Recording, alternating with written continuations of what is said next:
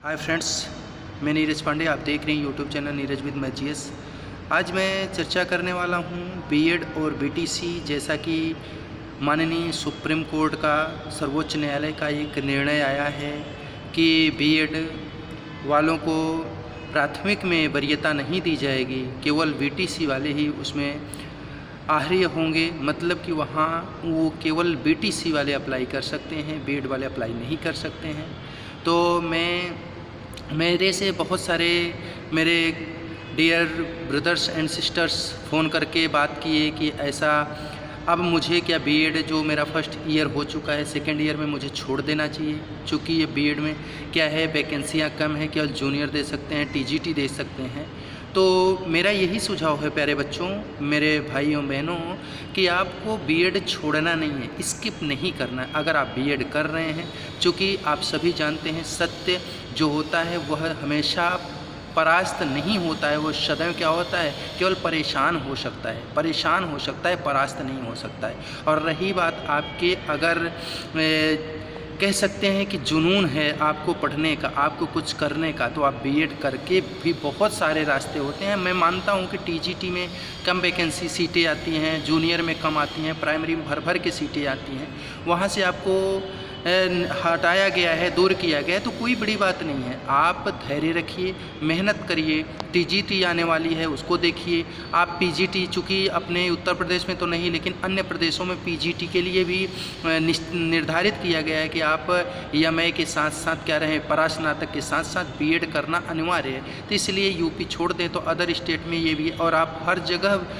Form fill कर सकते हैं, हर जगह आपको नौकरी की अपॉर्चुनिटी है। बस आप में जुनून होना चाहिए, जज्बा होना चाहिए, और आप के अंदर वो लगन होनी चाहिए, परिश्रम होना चाहिए। निश्चित रूप से आप क्या करेंगे, उसको वहाँ सफलता को हासिल करेंगे। और जो आज आपको बहुत सारे ट्वीट रीट्वीट कर रहे हैं कि बता रहे हैं बीटीसी वाले जीत गए और बीएड वाले हार गए, ऐसा कुछ नहीं है।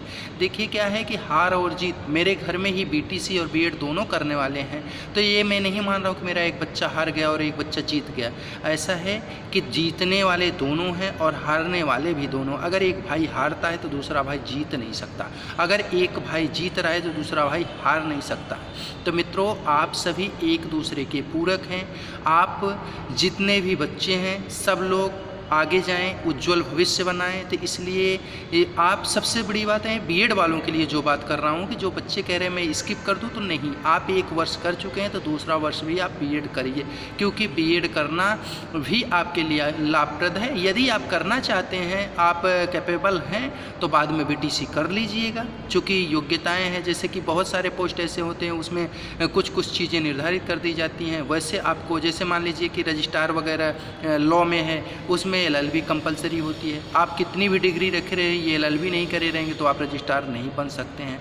तो ऐसे ही बहुत सारी चीज़ें हैं। जैसे आपको अगर देखा जाए तो सामान्य तौर पे ये जो ग्रुप सी की नौकरियां हैं उसमें ट्रिपल सी कहीं कहीं अनिवार्य कर दिया, जबकि ट्रिपल सी कुछ भी नहीं है, 90 दिन का कोर्स है।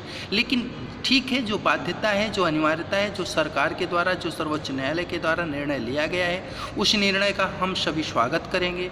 और उसके लिए हमें सदैव अपने आप को तैयार रखना है। जो भी जीवन में चुनौतियाँ आएंगी, उस चुनौतियों को हम क्या करेंगे, परिश्रम के द्वारा परास्त करेंगे। और यही जीवन का लक्ष्य होना चाहिए कि कितनी बड़ी चुनौती आए, लेकिन उसको परिश्रम से परास्त करने का साहस रखिए, धैर्य रखिए। निश्चित एक दिन आपकी जीत होगी। और आज जो आपको ऐंठ रहे हैं, जो आज आपकी चुटकी ले रहे हैं, वही कल आपके कदमों में पड़ेंगे, वही कल आपके प्रशंसक बनेंगे। तो मेरे प्यारे भाइयों बहनों और बच्चों, ये ध्यान रखना, कभी हार मत मानना। जब तक जब तक इस शरीर में जान है तब तक मेहनत करते रहिए, चूँकि मेहनत करना ही इस जीवन का लक्ष्य है। और अगर आप बैठ जाएंगे, मुर्दा बन जाएंगे, तो कोई मतलब नहीं। इसलिए लक्ष्य को सदैव पाने के लिए मेहनत करना ही पड़ेगा।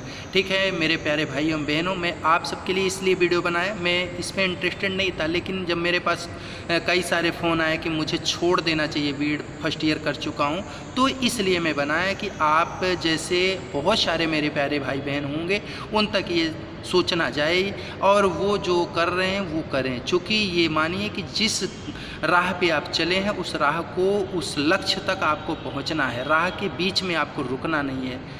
ठीक है बच्चों, हम इस वीडियो से विदा लेते हैं, फिर मिलेंगे किसी नई वीडियो के साथ। जय हिंद, जय भारत।